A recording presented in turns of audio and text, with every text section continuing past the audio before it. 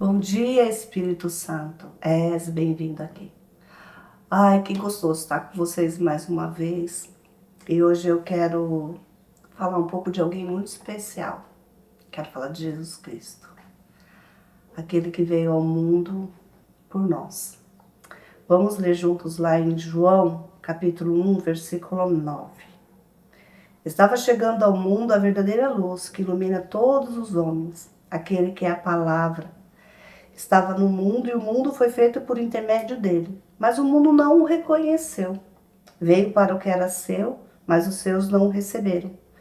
Contudo, os que o receberam, aos que creram em seu nome, deu-lhes o direito de se tornarem filhos de Deus. Que maravilha, Senhor! Os quais não nasceram por descendência natural, nem pela vontade da carne, nem pela vontade de algum homem, mas nasceram de Deus.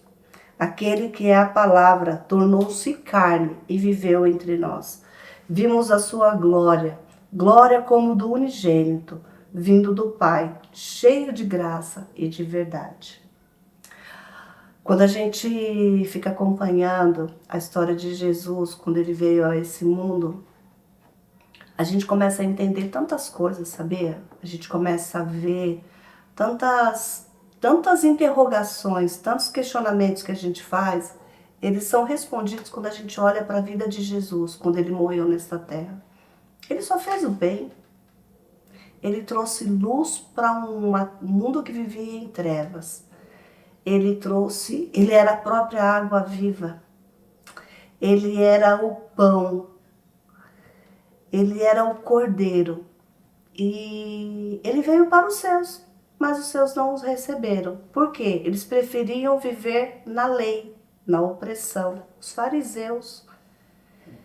E quando isso acontece às vezes com a gente, quando a gente está tentando fazer uma coisa boa e as pessoas entendem aquilo como uma coisa errada. Foi o que aconteceu com Jesus.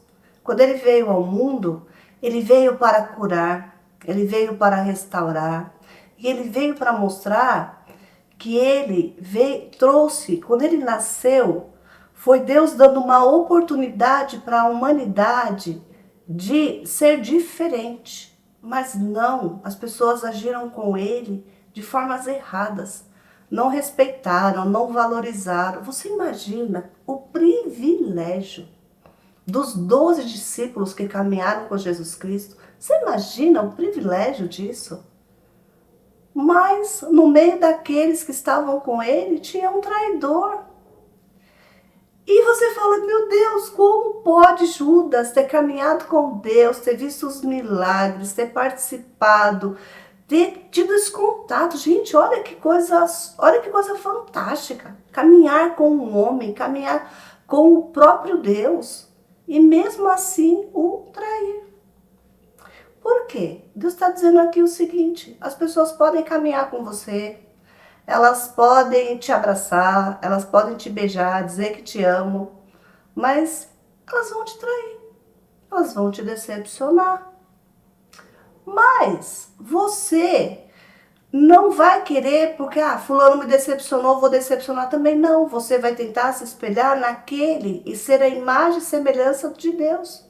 Quando a gente via o Senhor fazendo milagres, aí vinha o fariseu, mas você não pode fazer esse milagre hoje. Aí hoje é sábado. Mas você não pode fazer isso porque isso é contra a lei. Eu lembro no caso da mulher adúltera, que mexe tanto comigo. O caso da mulher adúltera, para mim, ele é muito forte na Bíblia. Quando Jesus está ali escrevendo na areia e chegam os fariseus, olha, essa mulher foi pega em adultério e você sabe que pela lei ela tem que ser apedrejada. Ali ele tinha, como que eu posso dizer, uma situação adversa, porque eles estavam fazendo aquilo para testar ele. Te falasse, tá bom, apedreja. Esse Deus não é amor. Se ele falasse, liberta a mulher, tá vendo? Ele é permissivo. Mas ele, com toda a sua sabedoria, ele falou, tudo bem. Vocês querem cumprir a lei? Pode cumprir a lei. Aquele que não tiver pecado, atire a primeira pedra. E continua escrevendo na areia. Quando ele levanta os olhos, só tem ele e a mulher. Aí ele fala para a mulher, mulher, onde estão seus acusadores? Cadê eles? Aí ele fala para ela, olha, eu também não vou te acusar. E ele podia acusar ela, porque ele não tinha pecado. E ele disse, aquele que não tiver pecado, atire a primeira pedra. E ele não tinha pecados. Ele podia tirar a pedra nela. Mas não, ele falou assim, olha, vá e não peques mais. Porque o nosso Deus, a palavra que expressa muito ele é amor, é cuidado. Ele olha assim, Deus, quando viu uma terra tão perdida, um homem homens tão perturbados, pessoas tão idólatras, pessoas tão maldosas, onde o respeito, o cuidado, parece que tinha se perdido. Aí o Senhor pega o filho dele e fala, não, eu vou te mandar lá naquele mundo, vou fazer com que você viva, você vá em carne, para que você sinta tudo o que eles estão sentindo. E ele foi enganado por Judas. Seus irmãos não gostavam dele. Acho que tinham ciúmes dele, né? Falaram assim, ele é o filho do carpinteiro, é filho do mesmo pai, da mesma mãe. E não valorizavam, né? E na casa dele mesmo, na cidade dele, quando ele foi, ele não conseguiu fazer sequer um milagre. Porque as pessoas olhavam para ele, que estavam acostumados a viver com ele, a ter uma rotina com ele, olhavam para ele e viam só o filho do carpinteiro. E não como Cristo, como Filho de Deus. É muito engraçado isso, né? A gente sente isso na nossa casa, nas pessoas que estão próximas da gente. Às vezes dá valor para tanta gente fora e às vezes não valoriza o que tem dentro, o que tem dentro da casa. E o Senhor ele fala muito isso com a gente, né? A gente está sempre buscando fora o que a gente já tem dentro.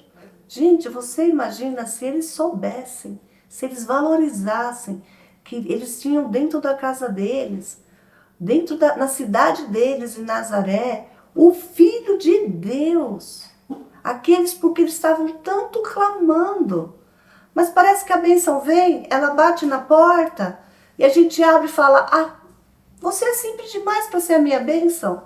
Opa, mas Deus não gosta das coisas simples para confundir as pessoas. A gente tem que tomar muito cuidado com isso, sabia? Porque às vezes a gente está pedindo um milagre e Deus está batendo na porta e falando, seu milagre chegou. Fala, não, é simples demais. Olha, seu milagre chegou. Não, é simples demais. Não, mas desse jeito, tão fácil assim. Não imaginei que fosse tão fácil. E às vezes a solução, ela tá ali, ó, embaixo do nosso nariz, a gente não tá enxergando. E assim, uma coisa que eu fico vendo, quando Jesus viveu, os 3 anos que ele viveu, né, que ele ficou fazendo os milagres, né? Porque Jesus foi crucificado aos 33 anos, durante 30 anos ele ficou escondido, né? Ficou ali vivendo como um ser humano normal, tudo. Mas os 3 anos do seu ministério, gente, ele fez tantas coisas boas, ele fez tantos milagres, e o inacreditável, ele era acusado por fazer coisas boas, por fazer coisas que beneficiavam os outros. As pessoas preferiam uma lei, elas preferiam ser guiadas por uma lei. É igual um burro, né? Se você não colocar o cabresco nele, parece que ele não sabe para a direção ir. E às vezes a pessoa está falando, Deus está falando assim, tô te dando liberdade de escolha. E você, não, eu quero a lei, eu quero a lei, eu quero as regras, eu quero o jeito. Não, Deus está dizendo, vai, você é livre, você tem o livre-arbítrio, você pode fazer suas escolhas, mas aprenda a fazer as suas escolhas com sabedoria, com discernimento, com a presença, com a direção de Deus, com as estratégias que Ele dá. No final, foi crucificado, foi acusado, como que ele blasfemava, e ele só falando a verdade. Eu sou o Filho de Deus, mas ninguém acreditava. Eu sou o pão da vida. Que pão nada. Eu sou a luz do mundo. Que luz nada. Você é mais uma treva. Eu sou o sal. Não, você não é. E ele estava ali, ó. E o engraçado, o que mais me chama a atenção nessa história, é que os profetas haviam avisado que ele viria, né? E como ele viria. E foi do jeitinho que os profetas tinham falado. E aquele povo estava clamando por um Cristo. Eles estavam esperando, eles sabiam que ele ia chegar. E na hora que ele chegou, muitos não acreditaram. os seus não receberam.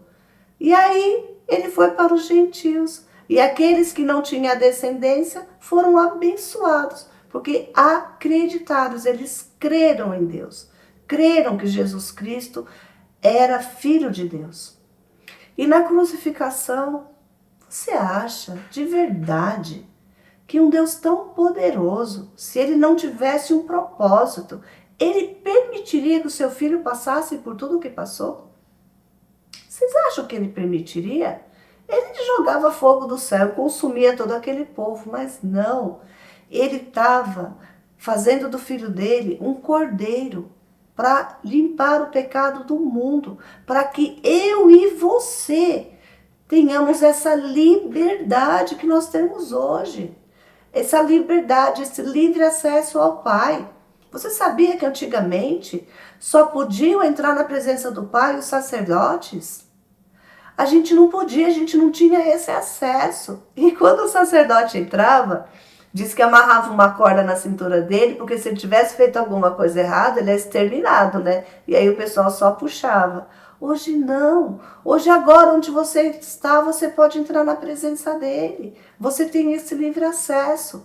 E quando foi que esse livre acesso, esse véu foi rasgado? Quando ele foi crucificado naquela cruz como cordeiro. Tanto é que se você ler o Antigo Testamento, você vai ver que eles faziam sacrifícios, né? Do cordeiro, dos bois, faziam sacrifícios ao Senhor. Quando veio a nova aliança, quando Jesus Cristo veio e foi crucificado na cruz, nós não fazemos mais sacrifício. Você vê alguém fazendo sacrifício, fazendo holocausto? Não, porque é o sacrifício perfeito, ele já foi feito por Cristo Jesus. E nós somos justificados por ele. Mas o que me entristece é olhar e ver que aqueles para quem ele veio não o receberam, não acreditaram nele, preferiram viver na antiga aliança, nas leis de Moisés. E quando ele veio, você lembra lá dos 10 mandamentos? Não matarás, não adulterarás, não roubarás, não levantarás falso testemunho. Ele reuniu isso em 2 mandamentos. Amarás ao Senhor teu Deus acima de todas as coisas. E você amará o seu próximo como você ama a você mesmo. Só que veja bem, olha a frase. Você vai amar o seu próximo assim como você ama a você mesmo. Então, para a gente dar amor, a gente tem que se amar primeiro. Para a gente querer o bem do outro, a gente tem que querer o nosso bem primeiro. Porque ninguém dá o que não tem. Então a gente tem que amar o outro, respeitar o outro, mas a gente tem que primeiro respeitar a gente. Respeitar os nossos limites, respeitar os nossos sentimentos, porque às vezes a gente não se respeita.